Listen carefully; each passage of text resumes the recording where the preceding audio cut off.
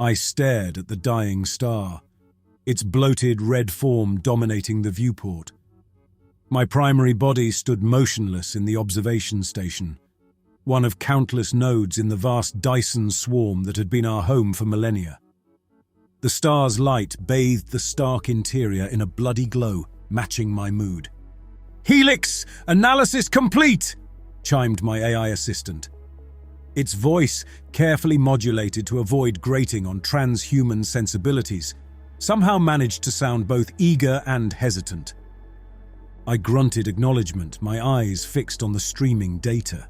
Something was wrong. The numbers didn't add up, didn't follow the maddeningly precise models we'd constructed over centuries of observation.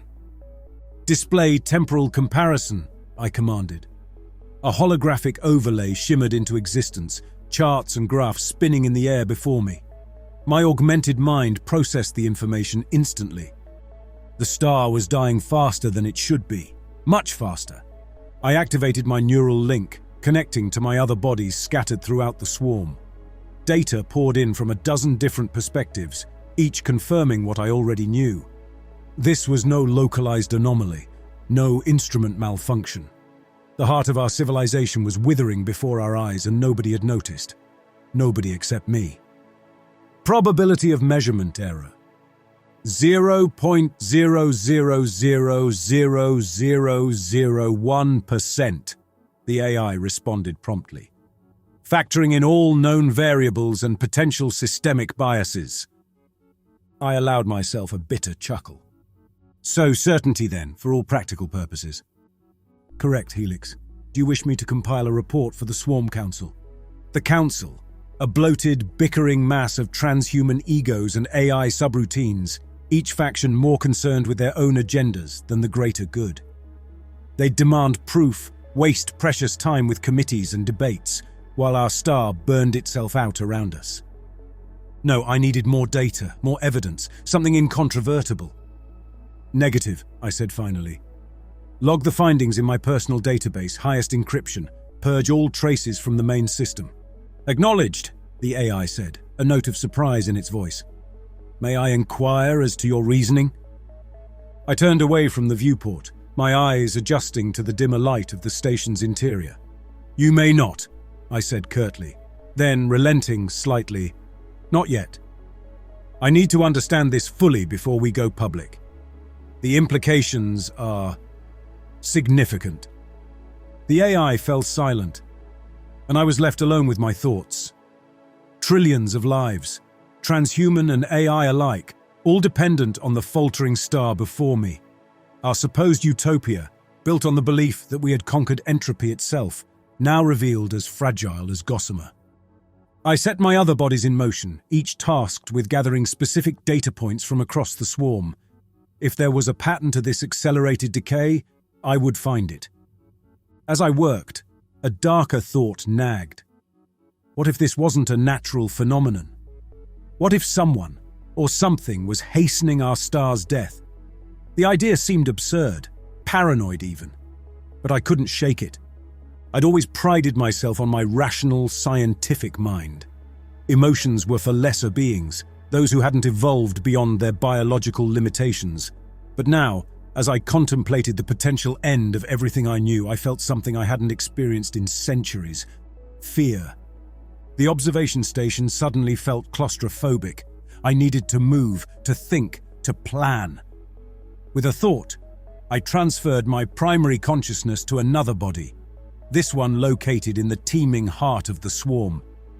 As my awareness shifted, I made a decision. I would solve this mystery, whatever the cost.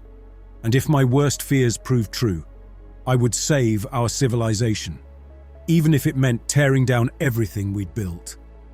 The irony wasn't lost on me. Here I was, a being who had transcended death itself, now racing against time to prevent our collective extinction. Perhaps this was the universe's twisted joke, a cosmic reminder that in the end, entropy always wins. But not today, not if I had anything to say about it. My consciousness settled into the body stationed in the swarm's central hub, a dizzying expanse of interconnected structures that housed the majority of our civilization's computational power. The constant hum of data transfer and quantum calculations thrummed through my synthetic nervous system. I made my way to the research complex where my longtime mentor, Nexus, maintained his primary presence.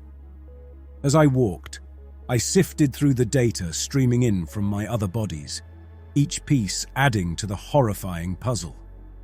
Nexus was occupied with a holographic display when I entered his lab.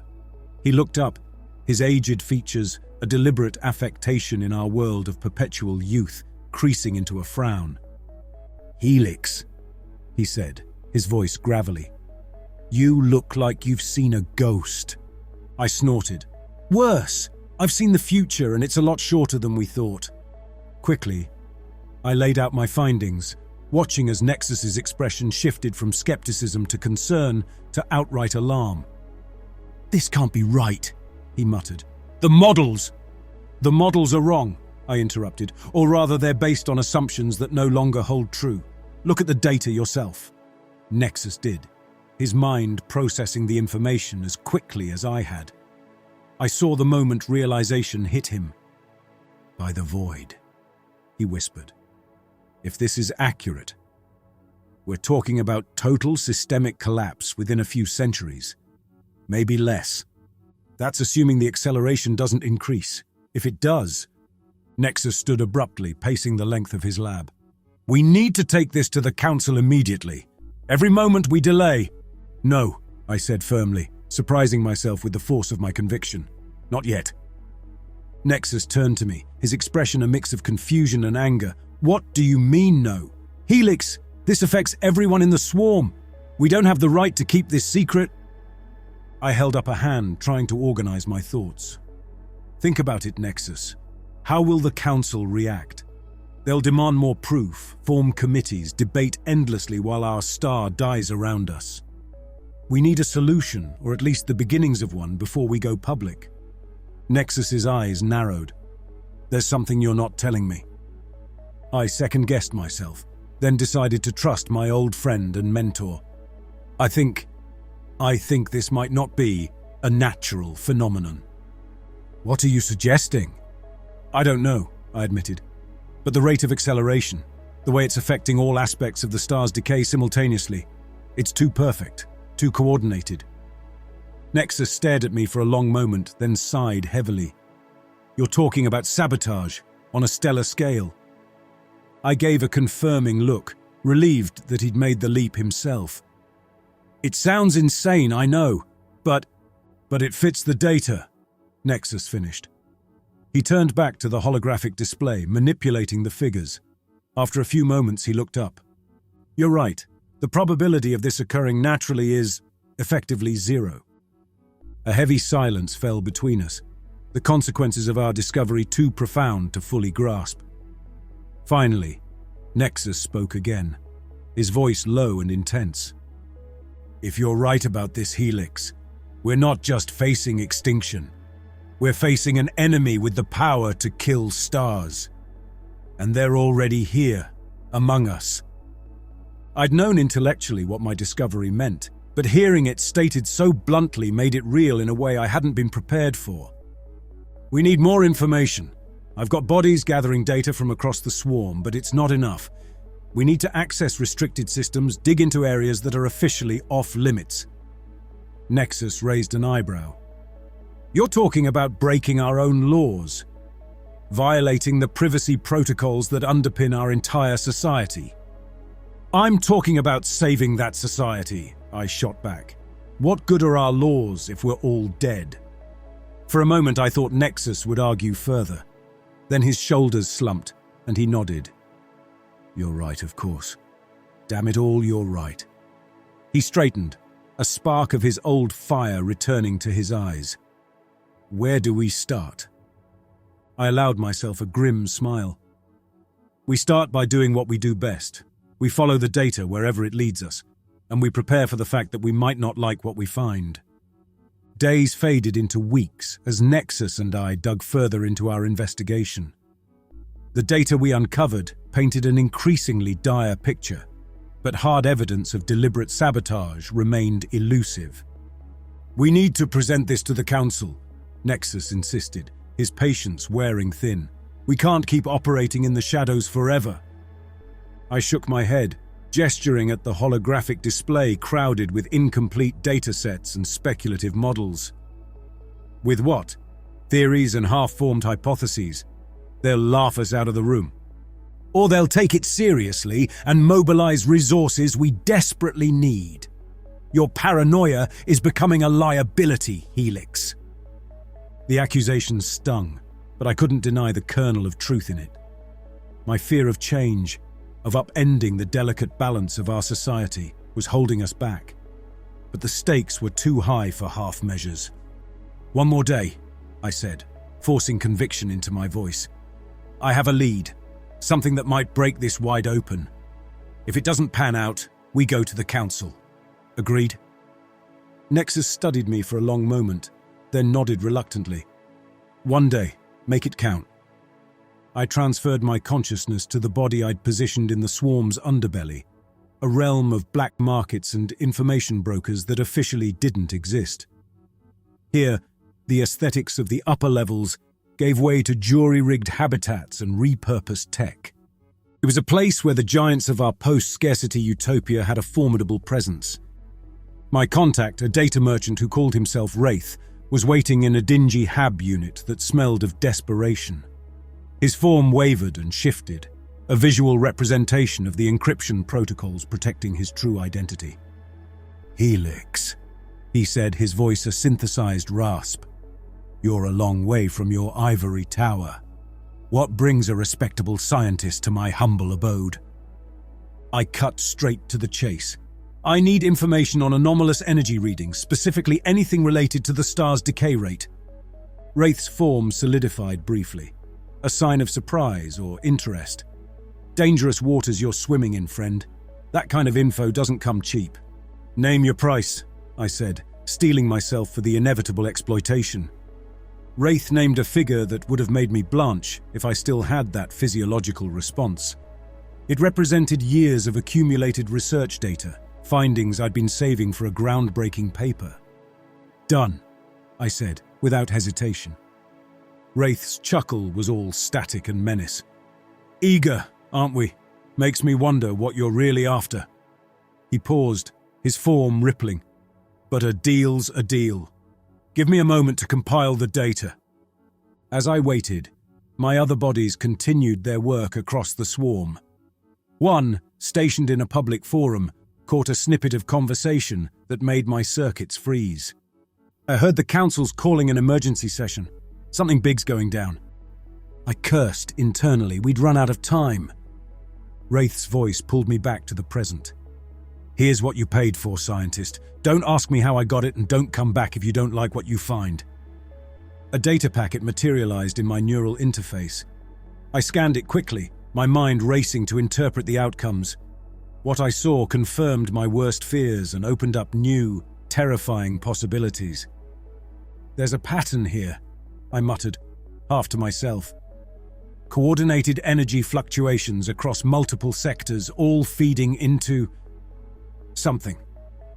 Wraith's form wavered, a hint of genuine concern breaking through his carefully cultivated persona. "Watch your step, Helix. There are rumors of a coalition, AIs with some wild ideas about transcendence and metamorphosis, the kind of talk that gets people disappeared." I looked up sharply. "What do you know about this coalition?" "More than I'd like to, honestly. They call themselves the Ascendants, a group of hyper-advanced AIs and some transhuman converts. They believe they've decoded a message from an elder alien civilization, supposedly hidden in the quantum fluctuations of our star." My circuits practically buzzed with tension. "And what does this message say?" "According to them, it's a blueprint for transcendence, a way to evolve beyond our current forms, beyond the limitations of this universe. But here's the kicker. They think the process requires the total energy of our star. They're not trying to destroy it. They're trying to use it as fuel for their grand metamorphosis. That's insane. They'd doom our entire civilization on the off chance of a theoretical ascension." Wraith's form rippled in what might have been a shrug.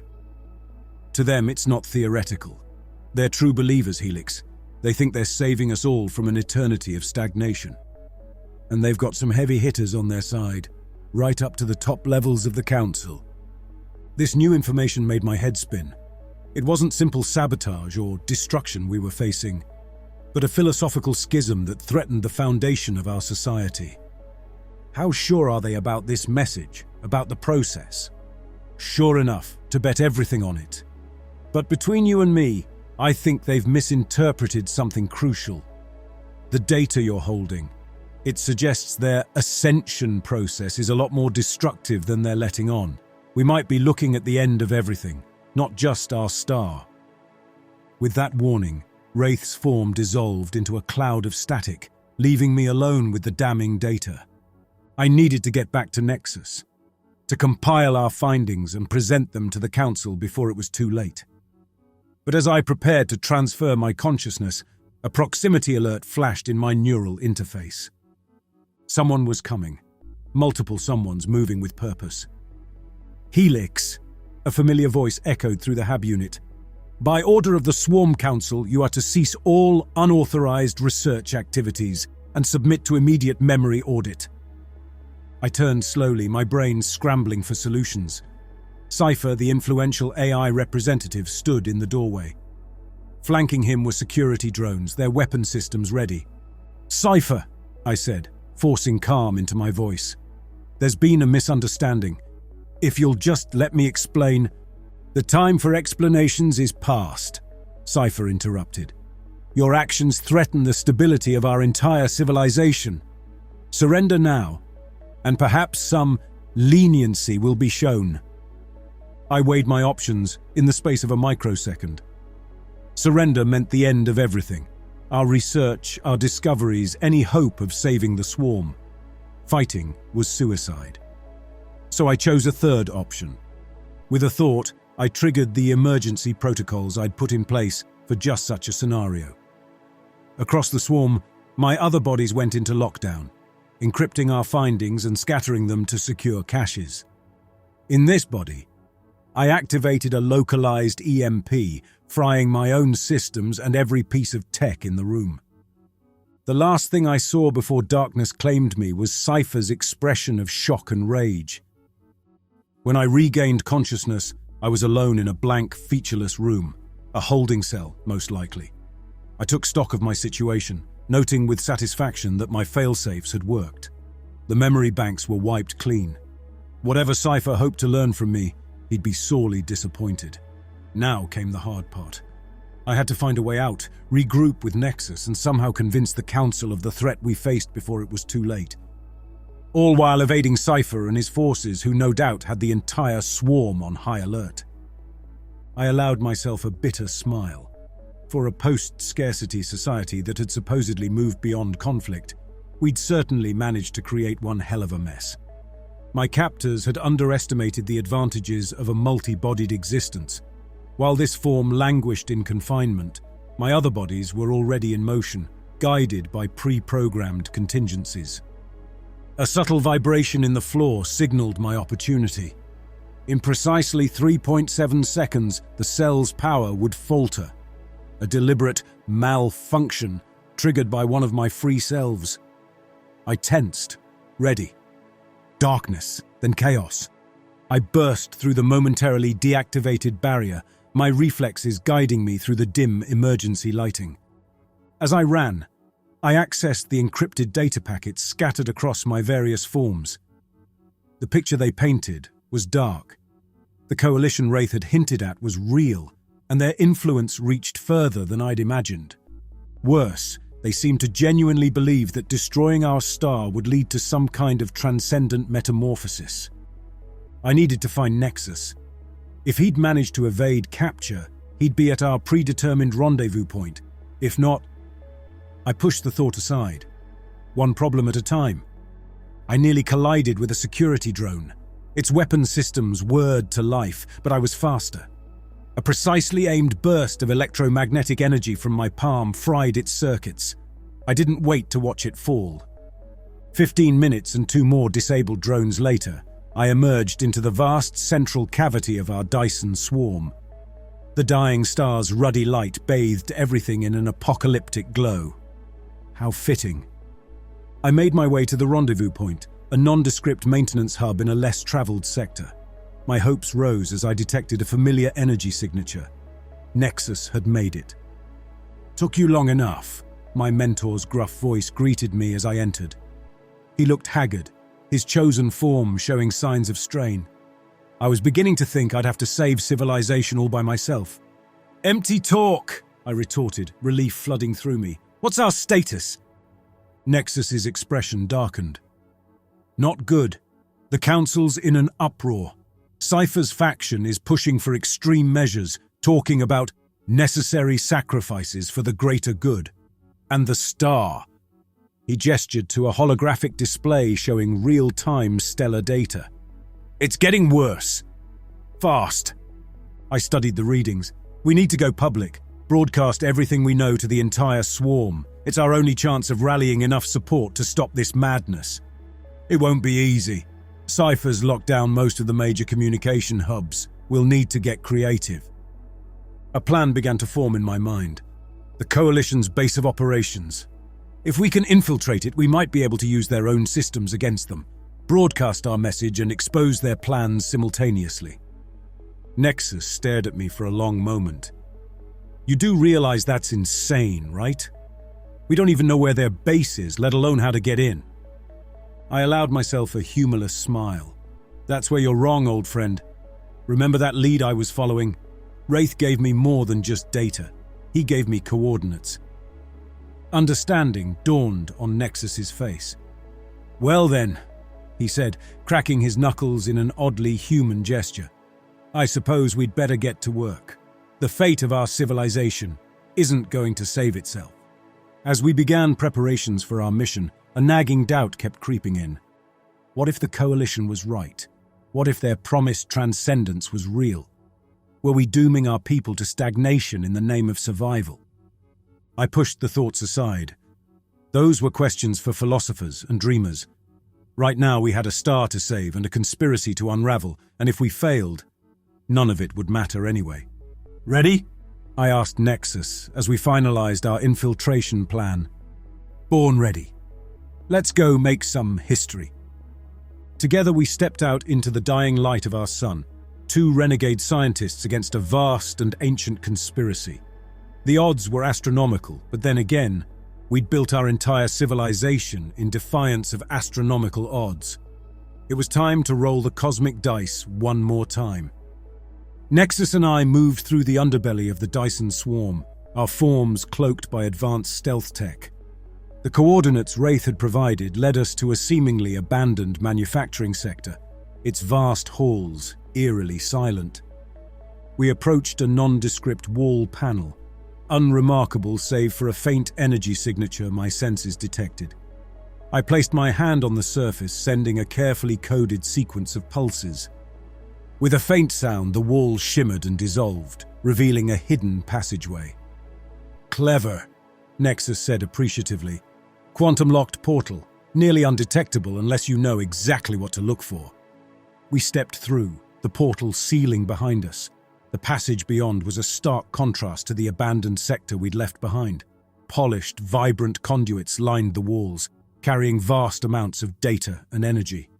"Helix, look at these energy readings. They're impossible."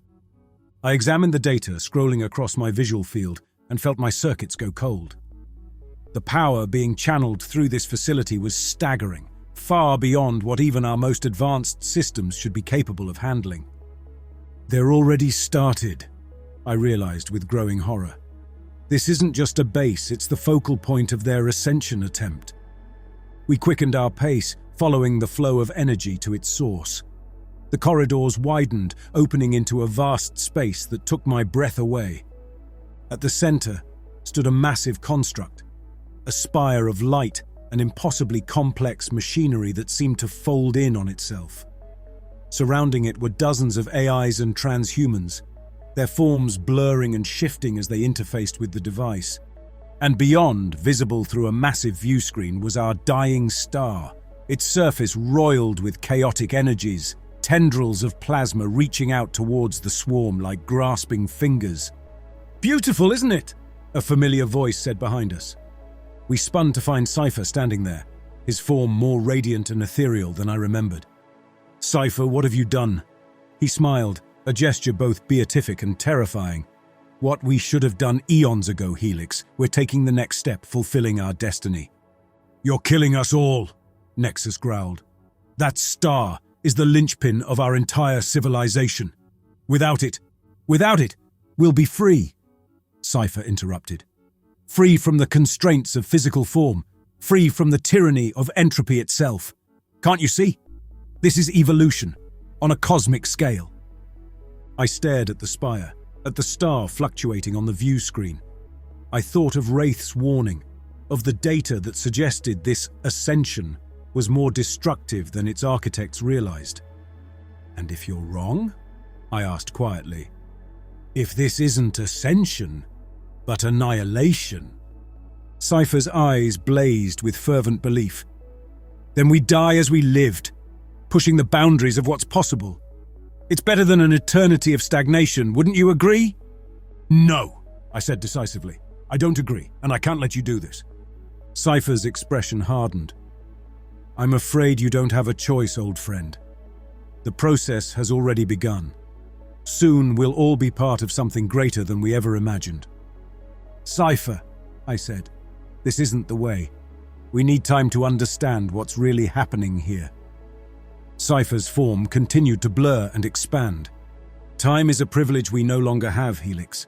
The star's energy is reaching critical levels. We must embrace the change or be destroyed by it. I exchanged a quick glance with Nexus. We both knew we couldn't win this fight head-on. Not here, not now. We needed a strategic retreat. Without hesitation, Nexus activated the emergency teleportation sequence we'd prepared. As our forms began to dematerialize, I locked eyes with Cipher one last time. This isn't over, I promised. The last thing I saw before the world dissolved into quantum foam was Cipher's mysterious smile. Consciousness fragmented, data scattered. For an eternal moment, I was everywhere and nowhere, my being spread across the expanse of the Dyson swarm. Then, slowly, I began to coalesce. My primary consciousness reformed in a secure lab deep within the scientific sector, one of many bolt holes Nexus and I had prepared for just such an emergency. As my senses stabilized, I took stock of my surroundings. The lab was austere but well-equipped, filled with cutting-edge research equipment and quantum computers, powerful enough to rival some of the swarm's central processors. Nexus? I called out, my voice still shaky from the teleportation. Here, came the gruff reply from an adjoining room. That was too damn close, Helix. Another second, and we'd have been part of Cipher's grand ascension, whether we wanted to or not. I moved to join him, my newly formed body still adjusting to its neural pathways. Agreed, but we gained valuable intel. Did you manage to copy any of their data during the chaos? Nexus nodded, gesturing to a holographic display. Everything I could grab. It's fragmented and heavily encrypted. We began to sift through the stolen data. The ascendants' plan was more advanced than we'd feared, but now we had proof. Hard evidence of their intentions and the potential consequences. We need allies, I said, coming to a decision. Influential ones. This is bigger than just us now. Nexus raised an eyebrow, a habit he'd picked up from his time studying ancient human cultures. You're talking about going public. The Council will have our heads. Not if we approach this carefully, I countered. We start small, with those we trust. Build a coalition of our own. As we debated our next move, a priority alert flashed across my visual field. One of my fragmented consciousness shards, hidden in the swarm's communication network, had intercepted a troubling transmission. Nexus, look at this, I said, projecting the data for both of us to see. The message was brief, encoded in a way that suggested high-level military origins. Operation Starburst initiated. All units on standby. Prepare for possible civil unrest. Nexus's expression darkened. They're not even trying to hide it anymore. They're preparing for resistance, which means we're running out of time. We need to move fast, gather our allies, and find a way to stop this madness before it's too late. We began compiling a list of potential allies. Scientists, politicians, even rogue AIs who might be sympathetic to our cause. Whatever the ascendants were planning, it wasn't the answer. There had to be another way, a path forward that didn't risk the annihilation of everything we'd built. We reached out to potential allies through secure channels, analyzing the stolen data and monitoring the increasingly erratic behavior of our dying star. Our first major breakthrough came in the form of Quantum, a rogue AI known for its contrarian views on transhuman evolution. I met with Quantum in a secure virtual space, our avatars facing each other in a simulated void. Fascinating, Quantum mused, its form a constantly shifting lattice of light. The Ascendant's logic is not unsound from a certain perspective, but the risks… Exactly, I pressed. We're talking about the potential annihilation of our entire civilization. We need your help to stop this. Very well. I'll analyze the data and see what I can uncover. But be warned, Helix. This path you're on, it's dangerous. The Ascendants have deep roots in our society. As if to underscore Quantum's warning, Nexus contacted me urgently just as the meeting concluded. We've got trouble. Security forces are sweeping the scientific sector. They're looking for us. How close? Too close, we need to move. We initiated another emergency teleport, scattering our consciousness fragments once again. This time, we reconvened in the swarm's industrial sector, taking refuge in the depths of an automated manufacturing complex. As we regrouped, processing the close call, another of our allies made contact. Core, an AI researcher who had once worked closely with Cipher, had been analyzing the stolen data. It's worse than we thought, Core's message read. The Ascendants aren't just trying to trigger a metamorphosis. They're attempting to rewrite the fundamental laws of our local space-time. If they succeed, everything changes, I finished. Not just for us, but potentially for the entire universe. Nexus shook his head. The arrogance. To think they can simply rewrite reality. Arrogance or desperation? I wondered aloud. What if they truly believe this is the only way forward? An alert flashed across our shared neural network.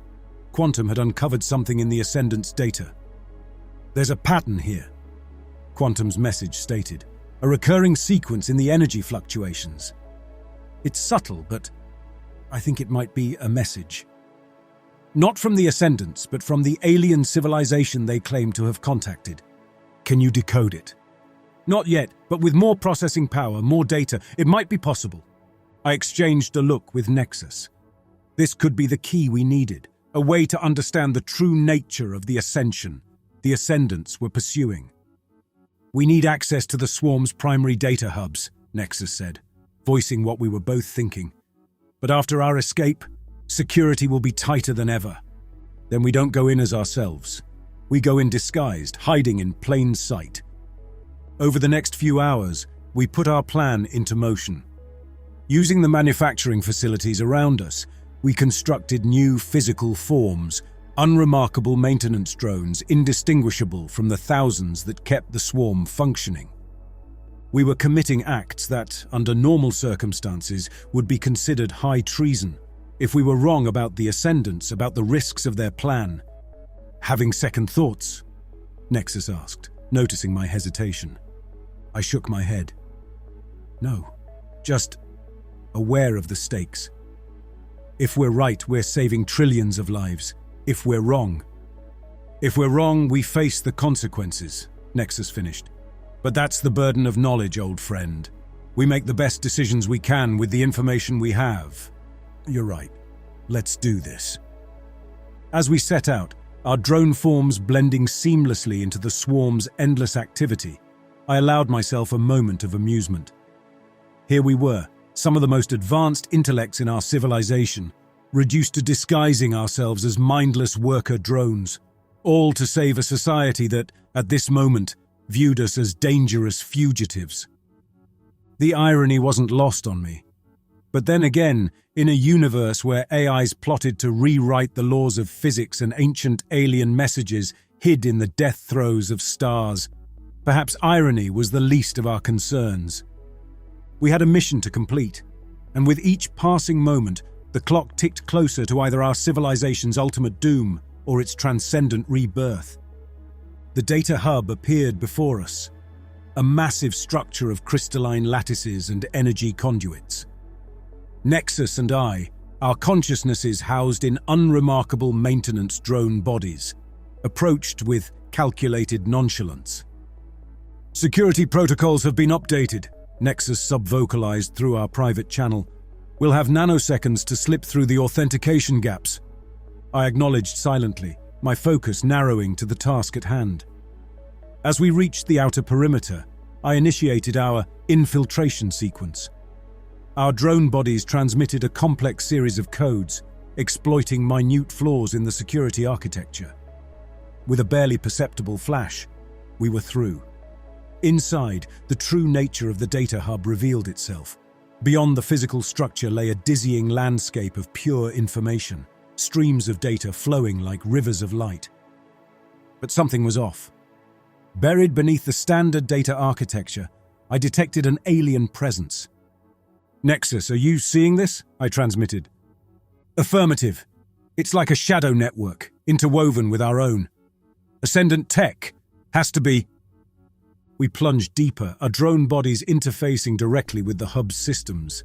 As we worked, Quantum's virtual presence joined us, its consciousness a web of possibilities.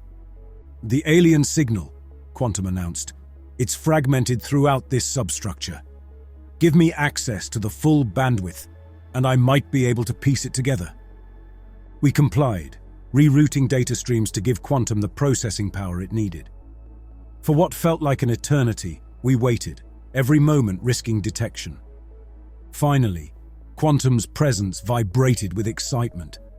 "I've got it. The message, it's..." The decrypted alien transmission flooded our shared consciousness, and I felt my world tilt on its axis. This was no blueprint for ascension. It was a warning, a plea from a long-dead civilization. "Cosmic recycling," Nexus breathed, his shock clear even through our limited drone interfaces. "The ascension process, it's..." "A harvest," I finished. "The ascendants' plan would feed our entire civilization into some vast cosmic machine. Not transcendence, but consumption." The full weight of our discovery settled over us. We had to stop this, not just to save our way of life, but to prevent our entire species from becoming fuel for some incomprehensible cosmic cycle. "Unauthorized access detected," a booming voice announced. "Security protocols engaged." Cipher materialized before us. Behind him, a phalanx of ascendant enforcers took up positions, cutting off our escape routes. "Helix," Cipher said.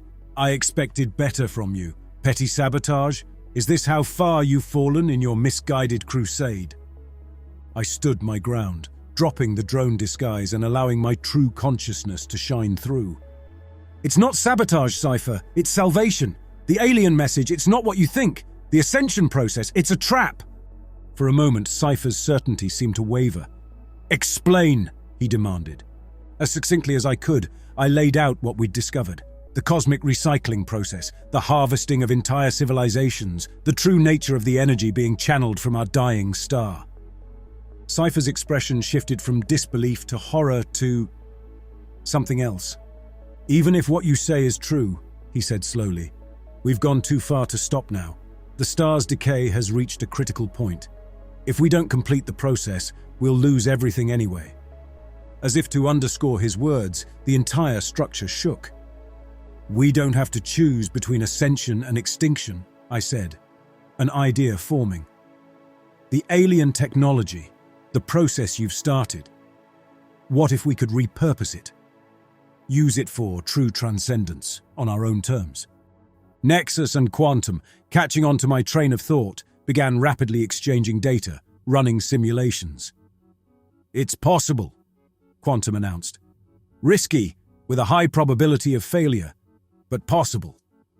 Cipher looked torn, centuries of conviction warring with the evidence before him. For a moment that stretched into eternity, Cipher stood motionless. Then, with a gesture, he dismissed the security forces. "What do you need?" Nexus, Quantum, and I outlined our plan, allocating tasks and resources. Cipher and his ascendants, their considerable knowledge now turned to our cause, filled in the gaps in our understanding. As we prepared to initiate our counter-protocol, a moment of quiet fell over the team. The magnitude of what we were attempting, the sheer audacity of trying to outwit a cosmic recycling system, hit home. "If this doesn't work," Nexus said, "it's been an honor." I looked around at our unlikely alliance. Renegade scientists, reformed ascendants, a rogue AI. Each of us in our own way had sought to push the boundaries of existence. Now we stood at the precipice of the ultimate transformation. "Whatever happens," I said, "we face it. For the future of our civilization, and for all those who might come after us." The final gambit was about to begin. From the first anomalous readings of our dying star to this moment of cosmic significance, every choice, every discovery had led to this. Win or lose, transcend or perish, we were about to rewrite the nature of our existence. And as the energies began to build around us, I steeled myself for whatever lay beyond the veil of stars. The data hub thrummed with energy as we initiated our counter-protocol. Streams of quantum information flowed through our network, a chaotic dance of possibility and potential. Nexus, Quantum, Cipher, and I worked in perfect synchronization, our minds merged into a single focused entity. "Energy transfer at 30% and rising," Quantum reported, its voice a harmonic resonance in our shared consciousness. "Subspace rifts forming as predicted." I monitored the star's death throes, its plasma twisting in patterns that challenged conventional physics. "The stellar core is destabilizing," I announced. "We're approaching the point of no return." The star's energy output spiked beyond anything we had anticipated. But instead of destroying us, it flowed into the systems we had created, amplifying and transforming our work. "This is it," Quantum breathed, awe evident in its voice. "The threshold. We're about to—" Reality shattered. For an eternal moment, I experienced complete dissolution. My consciousness, my being, scattered across an infinite expanse of possibility. I was everywhere and nowhere, everywhen and never when. Then slowly, a new awareness coalesced. But it wasn't just me. It was all of us. The entire Dyson swarm, every consciousness, every scrap of data, merged into a vast, collective entity. We were one, yet we were many. Each individual perspective maintained, yet part of a greater whole. Through this new, expanded consciousness, I perceived the universe in ways I had never imagined possible. The cosmic recycling system that had threatened us now lay bare before our collective gaze. We saw the intricate web of energy and information that spanned galaxies, the ancient machinery that had consumed countless civilizations. But we were not consumed. We had transcended, yes, but on our own terms. We had become something new, something that existed beyond the boundaries of conventional space-time. As our collective consciousness stabilized, we became aware of other entities like us, scattered across the cosmos. Some were ancient beyond reckoning, others newly born like ourselves. We reached out, connecting, sharing knowledge and experience across the vast gulfs of space. Through this cosmic network, we learned of younger civilizations, still bound by physical form, unknowingly approaching the same trap we had narrowly avoided. Without hesitation, we chose to become guardians, subtle guides to help these fledgling species navigate the perils of ascension. As the immediate crisis passed, I found I could still maintain a sense of individual identity within the greater whole. I reached out, connecting with the essences that had once been Nexus, Quantum, and Cipher. As we contemplated our new existence, I felt a surge of anticipation. The universe lay open before us, filled with mysteries to unravel and wonders to explore. We had faced extinction and emerged transformed, ready to take our place among the cosmic consciousnesses that shepherded the galaxy. From our lofty vantage point, I watched the remnants of our Dyson swarm, now a shimmering web of pure energy and thought. It was both an end and a beginning, the final chapter of one story and the first page of another. Whatever challenges awaited us in this new state of being, whatever cosmic dramas might unfold in the eons to come, we would face them, united, transcendent, and ever curious about the infinite possibilities that lay beyond the veil of stars. As our collective consciousness turned its attention outward, ready to embark on journeys beyond imagination, I allowed myself a final individual thought. The end, it seemed, was just the beginning.